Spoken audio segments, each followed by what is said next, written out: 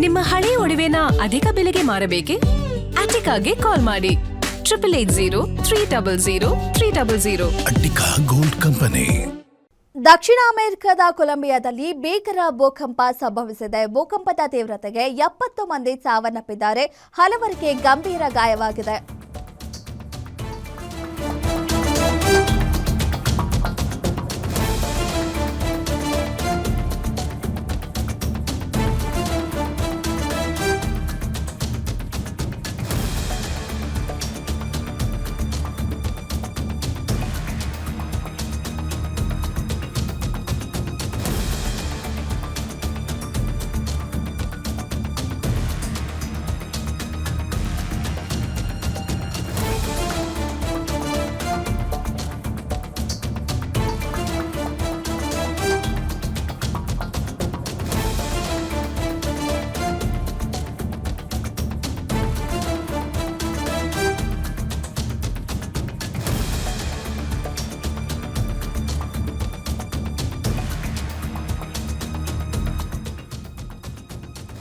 ದಕ್ಷಿಣ ಅಮೆರಿಕದ ಕೊಲಂಬಿಯಾದಲ್ಲಿ ಭೀಕರ ಭೂಕಂಪ ಸಂಭವಿಸಿದೆ.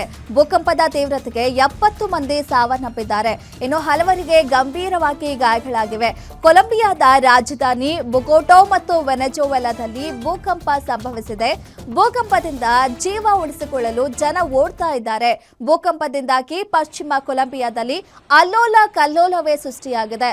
ರೆಕ್ಟರ್ ಮಾಪಕದಲ್ಲಿ ಕಂಪನದ ತೀವ್ರತೆ 7.4ರಷ್ಟು ದಾಖಲಾಗಿದೆ. ಇನ್ನು ಅವಶೇಷಗಳ ಅಡಿಯಲ್ಲಿ ಸಿಲುಕಿರುವವರಿಗೆ ರಕ್ಷಣಾ ಕಾರ್ಯಾಚರಣೆಯನ್ನು ನಡೆಸ್ತಾ ಇದ್ದಾರೆ. ಕಳೆದ ಕೆಲವು ದಿನಗಳ ಹಿಂದೆ ವೆನೆಜುವೆಲಾದಲ್ಲಿ ಇದೇ ರೀತಿ ಭೀಕರವಾಗಿ ಭೂಕಂಪ ಸಂಭವಿಸಿತ್ತು.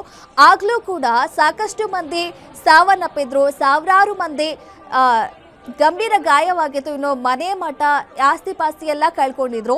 ಈಗಲೂ ಕೂಡ ಇವತ್ತು ಅದೇ ರೀತಿ ಕೊಲಂಬಿಯಾದಲ್ಲಿ ಮತ್ತೆ ವೆನೆಜುವೆಲಾದಲ್ಲಿ ಬೊಗೊಟಾದಲ್ಲಿ ಈ ಒಂದು ಘಟನೆ ಭೂಕಂಪ ಸಂಭವಿಸಿದೆ.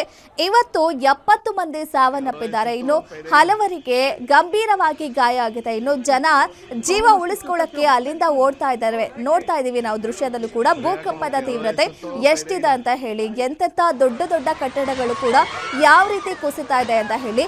ಇನ್ನು ಆ ಒಂದು ಕುಸಿದಿರುವ ಕಟ್ಟಡಗಳ ಅವಶೇಷಗಳ ಅಡಿಯಲ್ಲಿ ಸಾಕಷ್ಟು ಮಂದಿ ಸಿಲುಕಿದ್ದಾರೆ. ಅವರ ರಕ್ಷಣೆ ಕಾರ್ಯಾಚರಣೆ ಕೂಡ ನಡೀತಾ ಇದೆ. 7.4ರಷ್ಟು ತೀವ್ರತೆ ರೆಕ್ಟರ್ ಮಾಪಕದಲ್ಲಿ ಏನು ಈ ಭೂಕಂಪದ ತೀವ್ರತೆ ಎಷ್ಟಿದೆ ಅನ್ನೋದು ದಾಖಲಾಗಿದೆ. 7.4ರಷ್ಟಿದೆ. ನೋಡ್ತಾ ಇದ್ದೀವಿ ನಾವು ದೃಶ್ಯದಲ್ಲೂ ಕೂಡ ಎಷ್ಟರ ಮಟ್ಟಿಗೆ ಒಂದು ಭೀಕರ ಭೂಕಂಪ ಸಂಭವಿಸಿದೆ ಅಂತ. ಈಗಾಗಲೇ 70 ಮಂದಿ ಸಾವನ್ನಪ್ಪಿದ್ದಾರೆ.